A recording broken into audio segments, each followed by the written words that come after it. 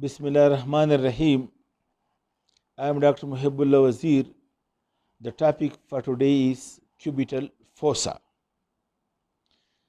Cubital fossa is a triangular depression. It's a triangular depression in front of the elbow joint. To discuss this cubital fossa, you should know first few facts. Look, this is the medial epicondyle of the humerus. This is the medial epicondyle of the humerus. And this is the lateral epicondyle of the humerus. And this is the olecranon process. Feel these processes in your own. Okay, the same you can see over here. This is medial epicondyle of the humerus, and over here this is the lateral epicondyle of the humerus, and posteriorly this is the olecranon process. All these bony points must you feel in your own. Now look, this cubital fossa, as I told you, it is a triangular depression. So its boundaries are, look, the medial boundary of this triangle, look, this muscle which originates from medial epicondyle passes laterally. This is pronator teres. Medial boundary is by the pronator teres, and lateral boundary is by this muscle, that is brachioradialis.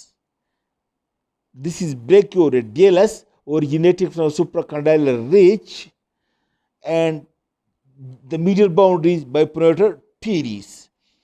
The base of the triangle is an imaginary line from this medial epicondyle to the lateral epicondyle. You draw a line, an imaginary line from this medial epicondyle to the lateral epicondyle. This make the triangle pronator teres, brachioradialis, and this line from medial to lateral epicondyle. This you can see also over here. Look, this is the brachioradialis, and this one is the pronator teres. The same, you look over here please also to make it clear more. Look, this is medial epicondyle, and this you can see this is pronator teres. This is the brachioradialis, and the base is the imaginary line between the two epicondyles. This triangular fossa, this is called as the cubital fossa. Now, this cubital fossa consists of the roof, the skin, the roof, and the floor. And then you look over here please. You look, when you look at the skin of your own, you block the blood vessel over here. You will see over here, number one, the skin, and then deep to the skin you will find very clearly these veins. One vein running along the lateral border, that is cephalic, other basalic, and connecting vein is the medial cubital vein. So the roof is being formed, number one, by the skin, and number two, by these cutaneous vein, that is the median cubital vein which connect the two, that is cephalic and basalic.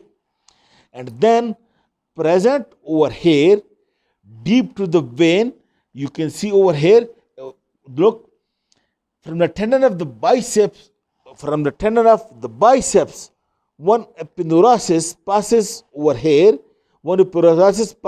here, look, and this is bicipital epineuritis. So the roof is formed by the skin, by the cutaneous nerves and veins, and then the bicipital epineuritis. When you cut the bicipital epineuritis, and then overlying over here will be lying the deep fascia. So skin, veins, bicipital epineuritis, and deep fascia. When you all cut, you will enter into this cubital fossa, that is the roof. Now the floor of the fossa is being formed Look over here, the floor of the fossa. Now you remove this muscle, then you would be able to see the floor of the fossa more easily. Look, one muscle, one big muscle over here. Look, this is the biceps, and deep to the biceps, this muscle is brachialis muscle. So the floor of the fossa is formed mostly by the brachialis, muscle, and in a small area it is also being formed by the anconeus muscle or supinator. Okay, over here it's small area, it is mostly formed by this brachialis muscle and by the supinator. Floor is formed by these two muscles, supinator and the brachialis. Okay, I make it clear somewhere.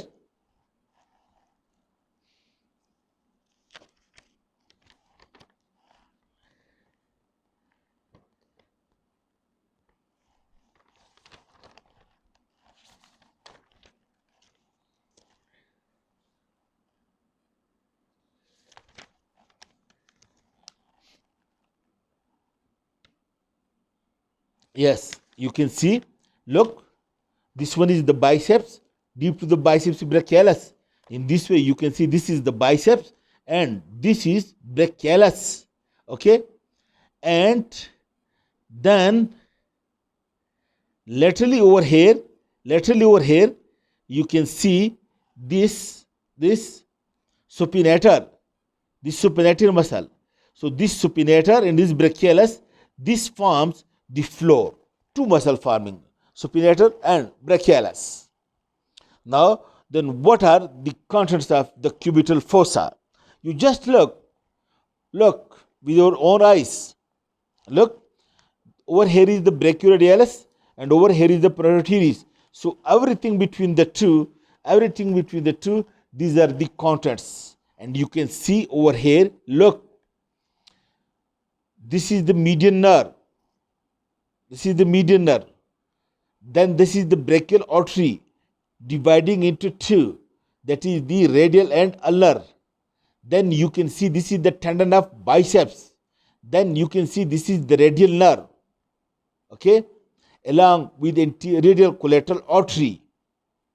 In this way, the contents of the cubital fossa from medial to lateral are: number one, the median nerve, and number two, the brachial artery, and number three, the tendon of the biceps, and more laterally over here, overlapped by this brachioradialis muscle, you can see this radial nerve. You can see this radial nerve only when you reflect the brachioradialis laterally. And in the lower part of the cubital fossa, you can see the radial and ulnar arteries. And again, from lateral to medial, you can see the radial nerve along with radial collateral artery, then tendon of the biceps, then the brachial artery, and then the medial nerve. Okay, or from medial to lateral, the other way around. Note one point, that the tendon of the biceps, you feel your own, you flex the arm, you will feel the tendon of the biceps very clearly over here. You can see it even and you can feel it even.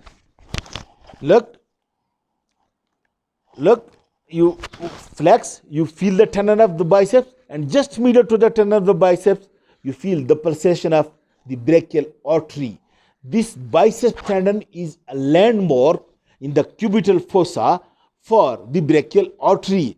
That's why while you are taking the blood pressure, you should first feel the bicep tendon, then feel the pulsation of the brachial artery, and then put the stethoscope over here at the brachial artery.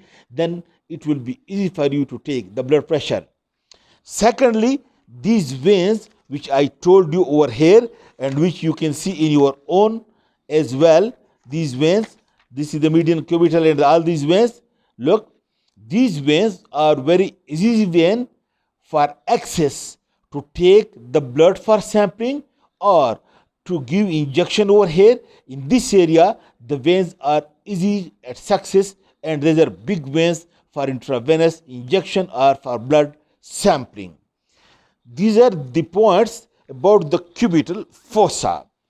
But before we close the topic, I tell you one few facts because we are entering into the forum, then it will be easy for you to understand. Look, over here in the axilla, there are three big nerves which passes into the forearm. Most of the branches of the brachial plexus, they are being distributed over here in the thoracic region and in the shoulder region and at the back.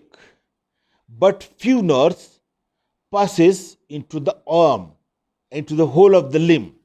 Some are cutaneous, for example, medial cutaneous nerve of the arm, medial cutaneous nerve of the forearm, lateral cutaneous nerve of the forearm, and then posterior cutaneous nerve of the arm, upper lateral cutaneous, these are the cutaneous. But the three big nerves, that is radial, ulnar, and medial nerve, this passes into the arm and into the forearm and into the hand. I give a brief description of this at this point. Look, most medially over here, is the axillary vein. And then you can see this nerve, this is the ulnar nerve.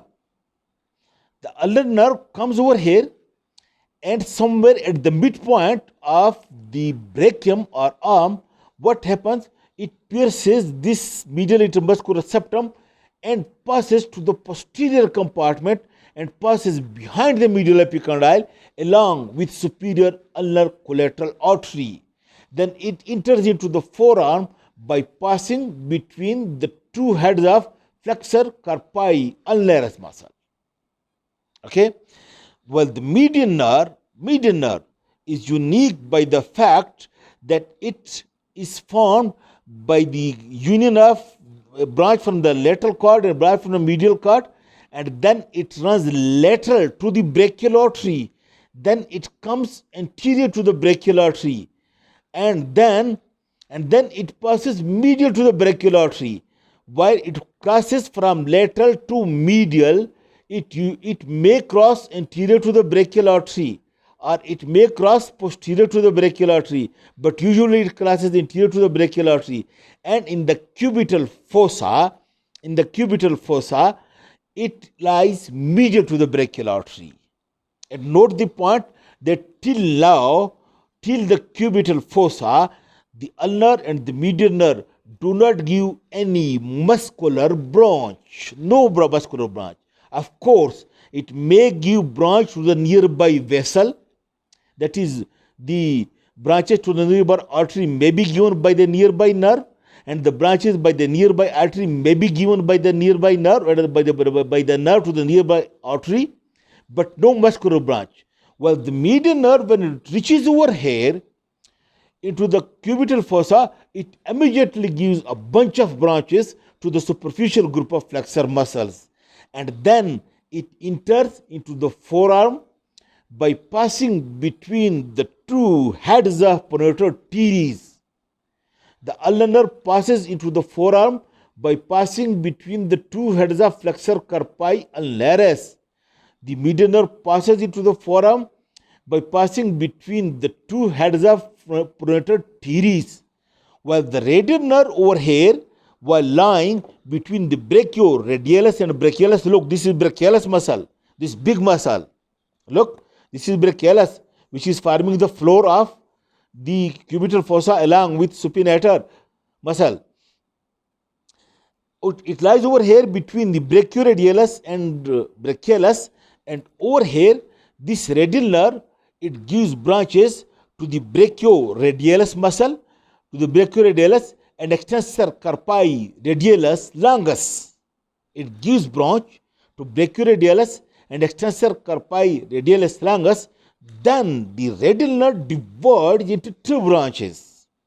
The superficial branch, which passes directly downward along with the radial artery into the forearm, while the deep branch, which is actually the continuation of the radial nerve, it gives one branch to extensor carpi radialis brevis.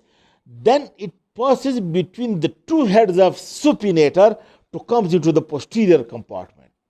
In this way, the deep branch of the radial nerve, which is actually the radial nerve, it enters into the forearm by passing between the two heads of supinator. The medial nerve passes into the forearm by passing between the two heads of the prototeres and the ulnar between the two heads of flexor carpii. Anyhow, this discussion must not make you confused with the discussion of the cubital fossa. Cubital fossa is simple by the fact that its boundaries and its contents, and of course, if you include in its contents the radial nerve, its branches, the median nerve, its branches, the radial and ulnar nerve, the brachial artery. Okay, but the ulnar nerve, it is away from it is more medially. This is all about the cubital fossa. Thank you very much.